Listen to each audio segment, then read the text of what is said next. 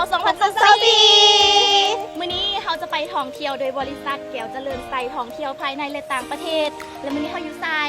แม่และตอนนี้เขาก็อยู่ที่นครหลวงเวียงจันทร์พระธาตุหลวงนั่นเอ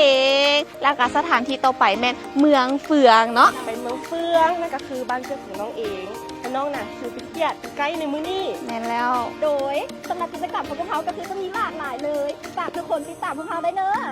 บ๊ายบาย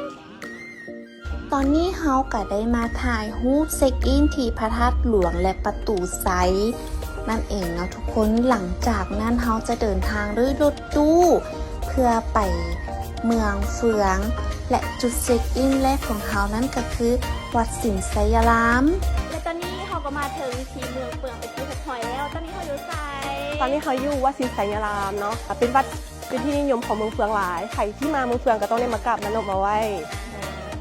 แล้วตอนนี้เขาก็อยู่พร้อมกันหาคนแล้วเนาะมิ้นก็ได้มาแล้วก้อนเฮาที่จะขึ้นไปกราบไหว้เขาก็ต้องได้มานุ่งสิ้นแล้วก็จะขึ้นไปกราบมาไหว้เนาะเอาเป็นว่าพวกเขาเข้าไปทางในวัดพร้อมกันเลยป้าและตอนนี้เราก็ได้เข้ามาทางด้านในของวัดแล้วเนาะก่อนที่ว่าเราจะเข้าไปทางด้านในเราก็จะ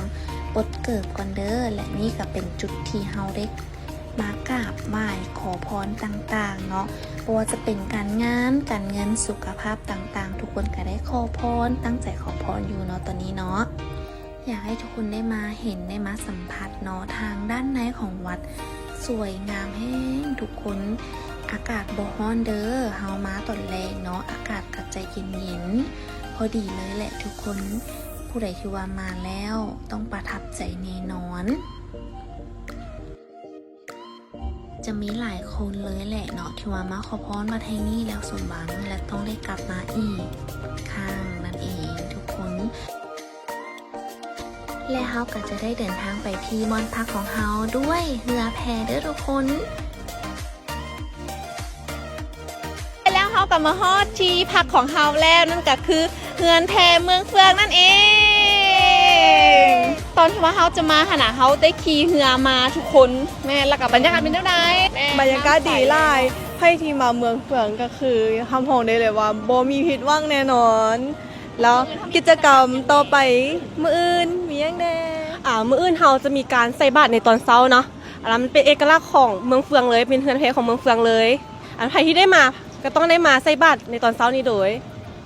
แม่แล้วเขาก็จะมีสถานที่อีกหลายๆบ่อนในเมืองเฟืองที่เรายังจะไปต่อในเมืองอื่นเอาเป็นว่าถ้าติดตามของเขาต่อได้เลยบ๊ายบายและนี่ก็คือภาพบรรยากาศกลางคืนนักท่องเที่ยวก็มาเที่ยวหลายแห่งทุกคนอากาศเย็นพอดีอยู่เลย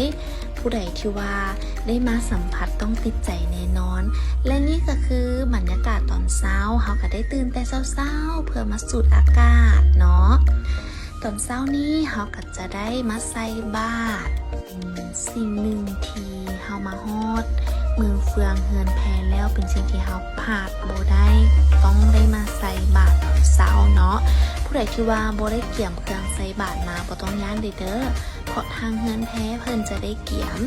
เครื่องไว้ให้เนาะราคาก็บ่แพงเด้อและนี่ก็คือภาพบรรยากาศที่เขาใส่บาตรตอนเช้านั่นเองเนาะทุกคนนักท่องเที่ยวกับพากันตื่นแต่เช้าๆเพื่อมาใส่บาตรตอนเช้าๆอยากให้ทุกคนได้มาสัมผัสอากาศและฮิตของประเพณีของชาวเมืองเฟืองทับฮ้องว่าทุกคนได้มาแล้วต้องอยากกลับมาอีกแน่นอนนี่กับภาพรวยรวมบรรยากาศของเมืองเฟืองและเฮือนแพนั่นเองทุกคน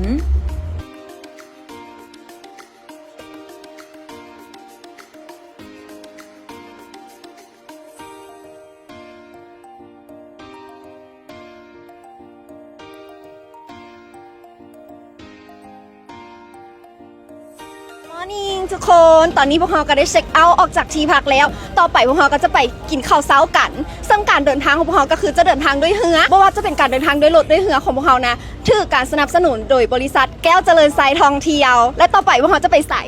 ต่อไปเราจะไปวังเวียงเนาะซึ่งจะเป็นจังไดนั้นไปติดตามกันเลยบ๊ายบายเราจะออกเดินทาง ไปวังเวงเขาก็ได้มาแวะที่คาเฟ่ซึ่งตอนที่เฮามาฮอดก็เป็นเวลาตอนสวย อากาศบ่ฮ้อนหลายเด้อทุกคนเขาก็ได้มาเช็คอินถ่ายรูปเบิ่งวิวธรรมชาติทงนาภูผาเนาะทุกคน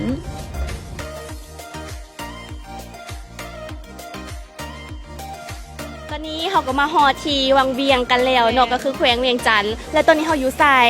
อยู่ที่ถ้ำนางฟ้า เขามาฮอดเป็นเวลาตอนสวยเนาะก็คืออากาศแบบมันจะร้อนแฮงแล้วก็ตอนนี้เขาจะได้เข้าไปทางด้านในแล้วอยากให้ทุกคนฝากติดตามเลยคันคนบ่ได้มากก็จะได้เห็นในคลิปนี้แล้วก็บางทีมันแบบว่าเฮ็ดให้ทุกคนอยากมากก็ได้ และแล้วพวกเขาก็ได้มาฮอดวังเวียงแล้วเขาจะข้ามไปเบิ่งถ้ำนางฟ้าด้วยขัวสีฟ้าเนาะทุกคนเนาะอันนี้ก็คือบรรยากาศทางในเด้อ เนาะตอนนี้เขาก็มาฮอตปากถ้ำกันแล้ว ตอนนี้ก็คืออยากเข้าไปในถ้ำแห่งเพราะว่าอยากสัมผัสบรรยากาศแห่งตอนนี้ก็คือ อยากสัมผัสอากาศเย็นเพราะว่าร้อนแม่น จะเป็นแนวใดเข้าไปเบิ่งกันเลยไป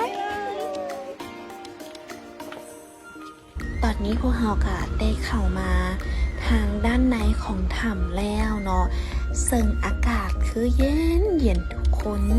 อยากให้ทุกคนได้มาสัมผัสบรรยากาศทางด้านในของถ้ำเนาะแล้วก็จะมีจุดต่างๆถ่ายรูปเช็คอินแล้วก็จะมีหินยอด ซึ่งจะมีลักษณะที่แตกต่างกันไป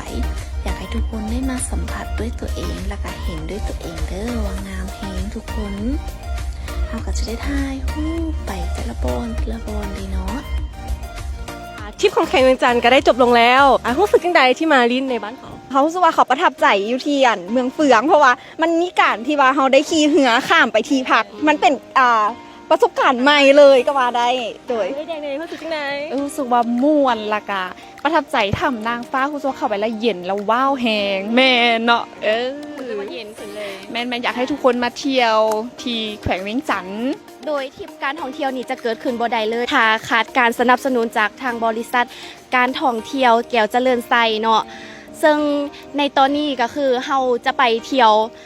หลวงพระบางกันต่อก็คือบ้านของมินนั่นเอง มันมีไหนบอนใดที่ว่าจะแนะนำสถานที่ท่องเที่ยวแน่ โดยมอนหลังๆเลยก็จะเป็นใต้กรุงศรีกับวัดเสียงทองเนาะแล้วก็ยังจะมีอีกหลายสถานที่แห่งที่พวกเขาจะพาไปปักติดตามเบิ่งเลยเด้อว่าเขาสิพาไปไสแด โดยฝากทุกคนกดติดตาม YouTube Channel Mid Tourism ลาวและก็กด Subscribe แฟนเพจ Mid Tourism ลาวเด้อฝากติดตามพวกเขาในทริปต่อไปแน่บ๊ายบาย